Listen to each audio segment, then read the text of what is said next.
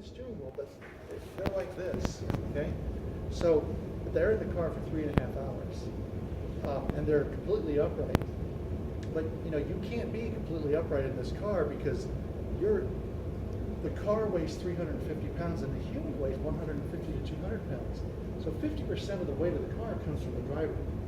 So if your weight distribution was 50-50, legs 50, and it's not, but more weight is in the legs, more weight is in the hips. But if it was 50-50 and you were more upright like this, you're raising the center of gravity of the car.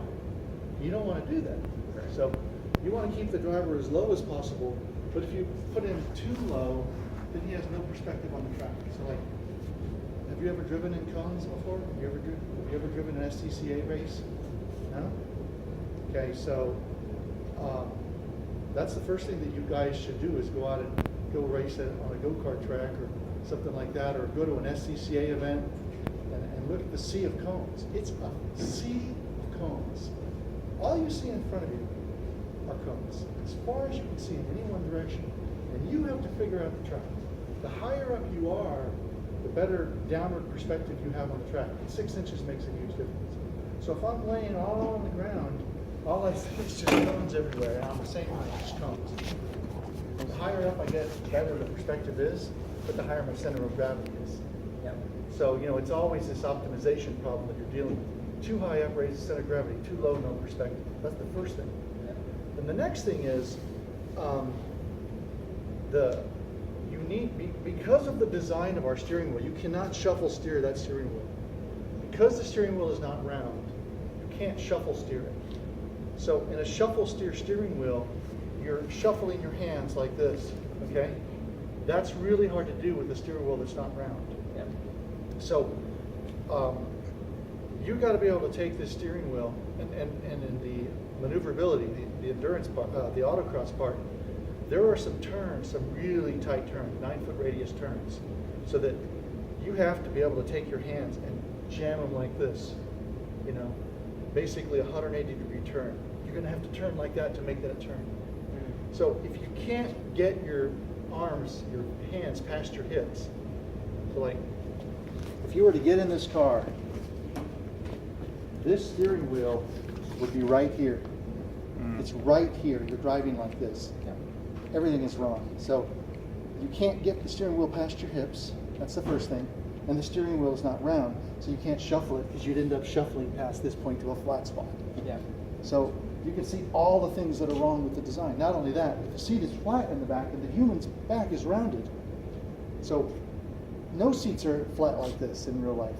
You'd be driving like this. Yeah. And so the seat needs to be curved with the back in the most comfortable. Go online and look at Lewis Hamilton and the way he sits. Go on YouTube and just Lewis Hamilton seat or whatever comes up and see the way they're sitting. Now, in Formula One, they have to get this part of the car as high as possible to get as much aerodynamic downforce under the under tray and to get the front end up, so they will compromise their suspension and put their suspension into some really weird configuration to do that. They'll also put the driver's legs way up here, so the driver's kind of sitting up like this. He's laying down. His legs are above his waist. Yeah. But if you'll notice, the steering wheel is still in the right position. The steering wheel is, if he was sitting, the steering wheel would still be here and he'd have plenty of room underneath his hips to do the turn like that. Now, some teams, and then the next thing is the steering shaft itself that goes to the rack. In this particular case, this one has one U-joint, but some of the cars that we've built have had to have 2 U-joints. The more U-joints you have on the steering wheel, the more compliance you have. So you don't want to have more than one, and even one will have compliance. So the way the driver communicates with the wheels is from the steering wheel to the steering shaft to the rack to the tie rod to the steering arms. That's the way you communicate. So, you know, you want the car to be wickedly maneuverable, which means in my mind I'm telling it to go this way, and it goes that way because of what I say in my mind. Whereas if I think in my mind that it's going to go that way, and then I turn the wheel, and then there's plenty of compliance, and then a quarter second later, then the car goes that way, and it doesn't rotate, then I have like a pure delay in the system, and there's no response. It's Yeah. got to like be an extension of his body. So he's thinking it and he's going in that way. That's not how our cars are right now. So the wheel is wrong. Oh, and then some teams, like Berkeley, won't have any U-joint in the rack shaft, the steering shaft. And that puts their steering wheel like a bus. Yeah. Okay? So that would be one case, and then the other case would be where the steering wheel is leaning back, and that's not good either. So you've got to find the right steering angle that the human likes. And it depends on how you seat the driver in the car.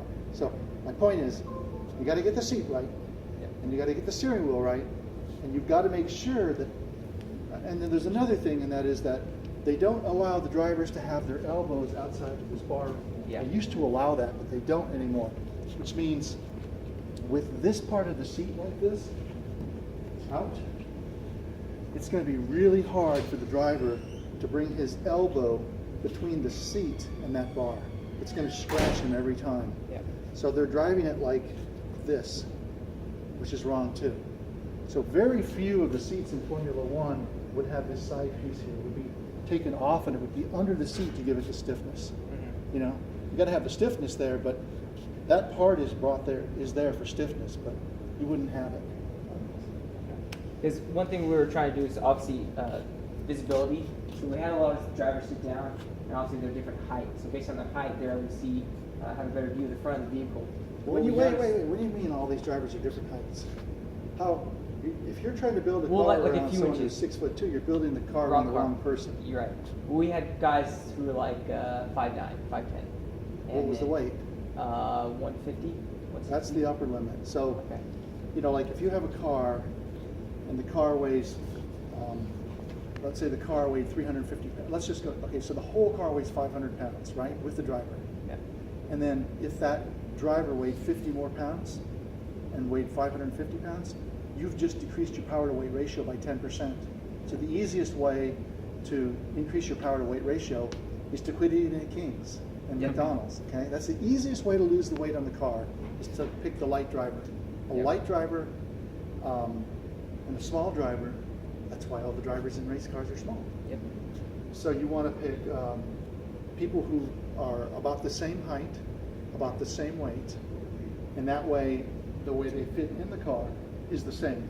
Yep. So if you make your car, we've made plenty of cars that fit big guys, but it's had adjustable pedals or adjustable seat.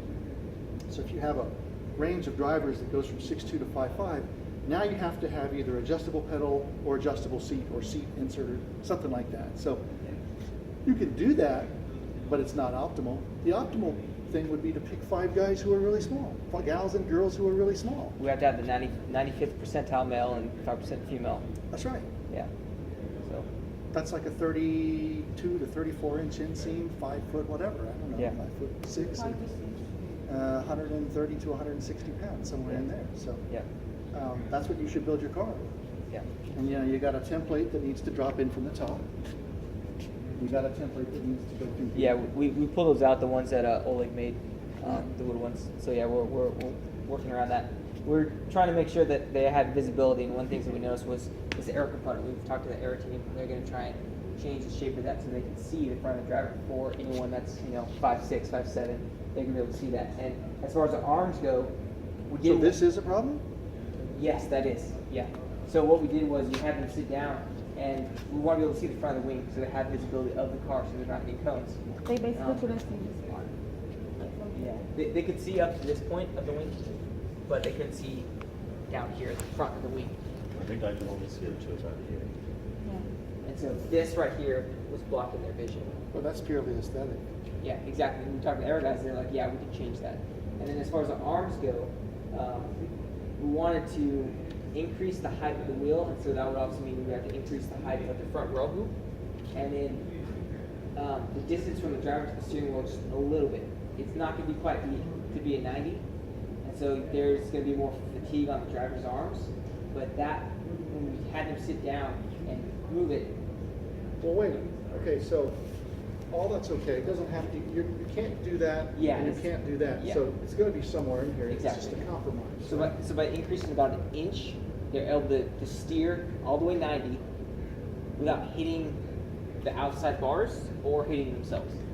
where did you come up with the angle of 90 degrees, or like, when you say that, what, how many degrees of steering wheel turn do you want to go from stop to stop? So you see, if you look at the rules for the autocross, it tells you the minimum radius of the turn that you have to go through. So the competition and the rules have changed this year.